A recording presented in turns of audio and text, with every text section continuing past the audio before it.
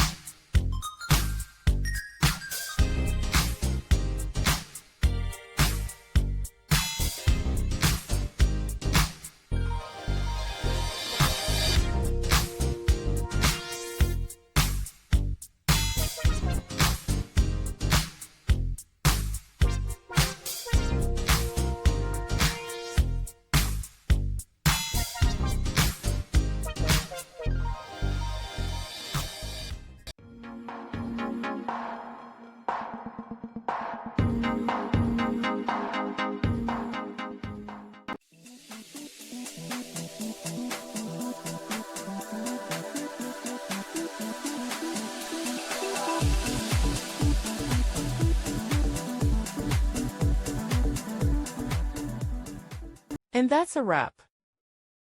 I hope you found the answer you were looking for. If you did, take a second to hit that subscribe button. It really helps out.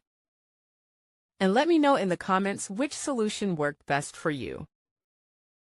See you next time in the debug zone.